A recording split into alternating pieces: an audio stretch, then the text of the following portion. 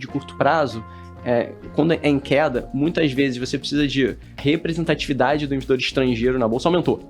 Então...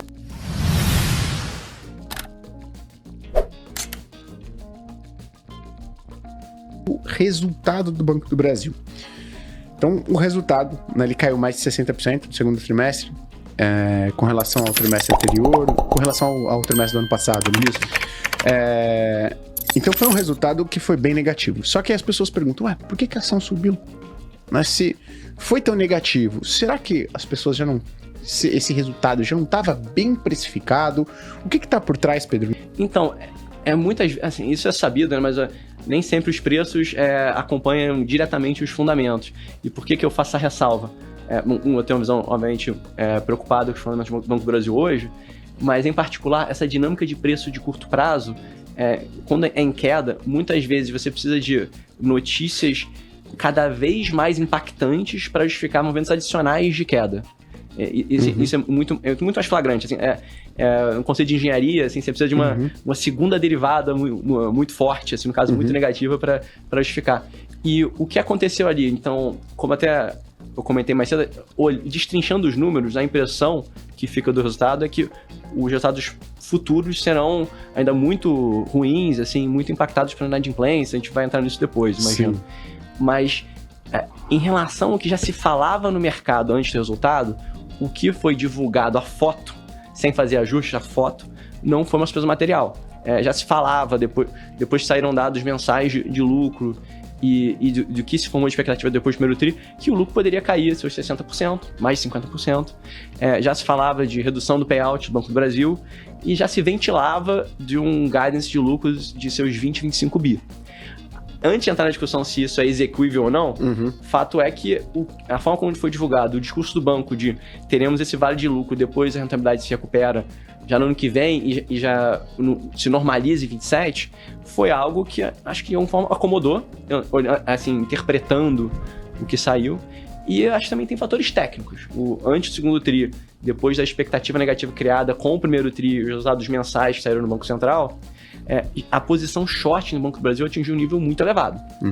Então, em que medida, dado que o segundo tri não foi de maneira flagrante uma surpresa tão negativa, muitos investidores podem ter escolhido encerrar sua posição short, uma vez que já estavam esperando aquele catalisador que foi o segundo tri. Assim, o trader estipulou uma estratégia, esse é um catalisador, ele aconteceu, agora encerrou o que eu me propunha a fazer. E um outro ângulo assim, há hoje uma discussão muito grande no mercado em relação a qual o potencial de valorização das ações depende do cenário eleitoral do ano que vem. Sem entrar no mérito de novo de quem vai ganhar ou não vai ganhar, até porque, de novo, nós investimos inclusive depois da eleição desse atual governo no Banco do Brasil, há uma expectativa de o que pode mudar na gestão do banco dependendo de quem foi eleito. E acho que isso pode ser uma interpretação de muitos investidores.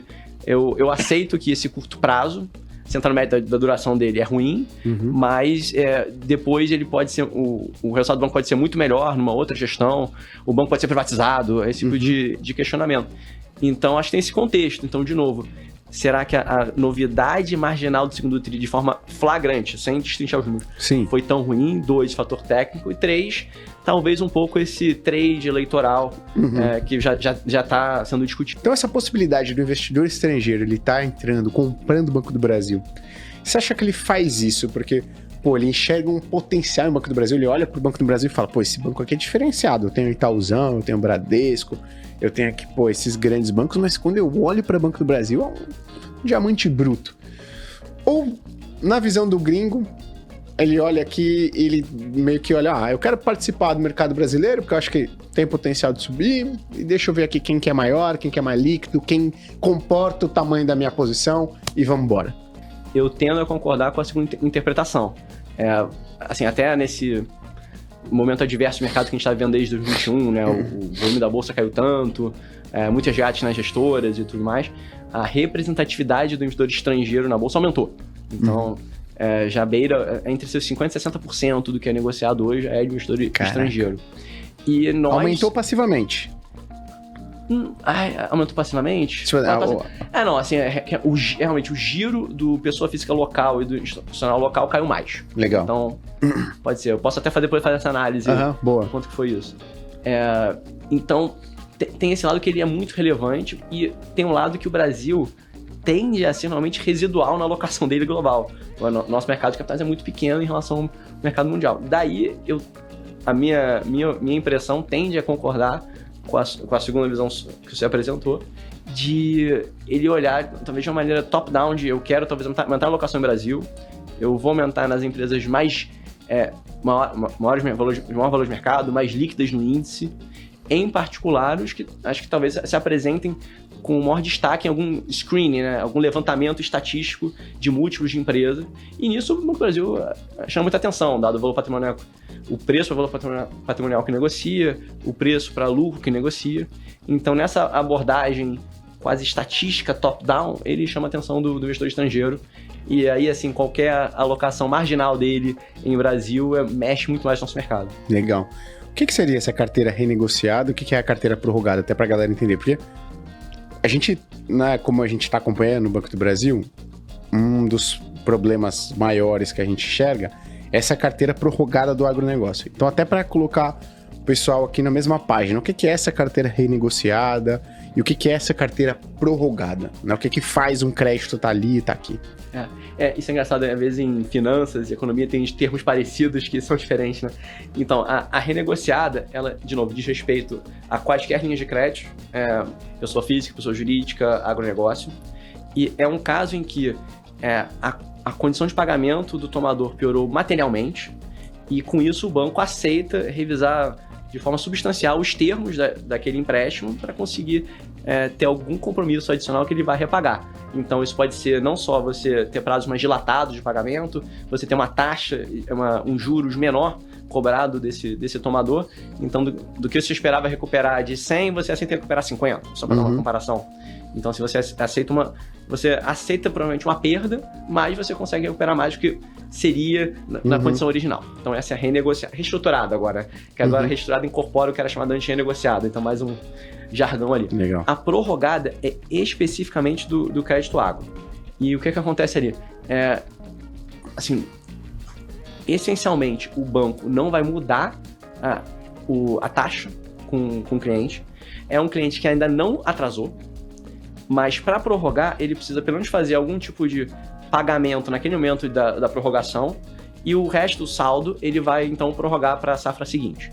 Digamos, eu sou um produtor rural, eu tomei R$100 de crédito no Banco do Brasil, eu preciso, no momento de prorrogação, pagar pelo menos 30, e os outros 70 eu prorroguei para outra safra. E daqui a um ano o Banco do Brasil vai tentar que eu pague novamente. Outra safra a gente fala 12 meses. Pelo menos 9 meses ali. Tá. E aí tem detalhes técnicos ali.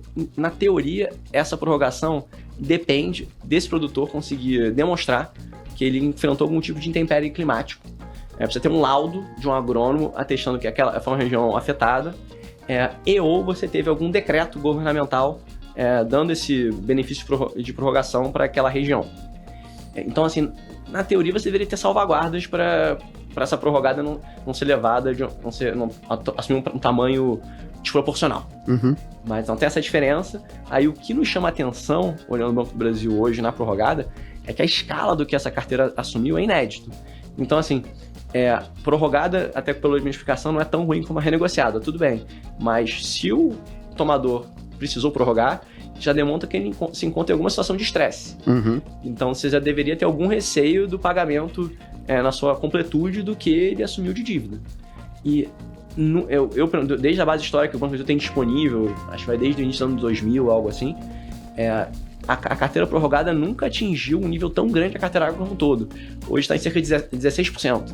Da carteira agro como um todo. Da carteira agro como um todo. E em dinheiros são 58 bilhões de reais, mais ou menos. Então, assim, são montantes que chamam muita atenção. E nos picos anteriores não tinha passado de um dígito. E o que nos chama também, nos choca um pouco, isso tem sido uma alta tão contínua. Trimestre após trimestre, a carteira tem aumentado nos últimos 5 trimestres, eu acho, em seus 6, 8 bilhões por trimestre. Então, volumes muito relevantes. O que, assim, dá uma impressão ainda não muito precisa do grau de inadimplência nessa carteira agro. Porque, tudo bem, você está atingindo um novo pico de inadimplência na carteira agro do Banco do Brasil.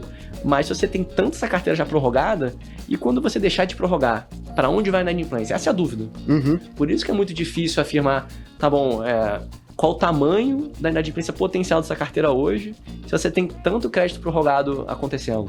Você trouxe aqui falando assim, ó, então o que trouxe aqui foi a perda a provisão, né? Que, jogou o resultado negativo ali do banco. Principalmente do setor agro, mas também tem outros tipos de crédito que levantaram aqui um sinal amarelo. Minha pergunta é, outros bancos estão vendo essa mesma situação em créditos que eles concederam para o setor do agronegócio, em crédito que eles concederam para financiamento de automóveis, de imóveis, no caso, ou de setores semelhantes ao que o Banco do Brasil é forte ali? A gente está conseguindo observar esse mesmo padrão em outros bancos? Ou como é que tá isso? Na magnitude do Banco do Brasil, não. Aí, especificamente, quais são as maiores diferenças do Banco do Brasil para os outros bancos hoje? Ele está num ciclo de crédito, um ciclo de inadimplência diferente, porque ele é um banco mais exposto ao agro.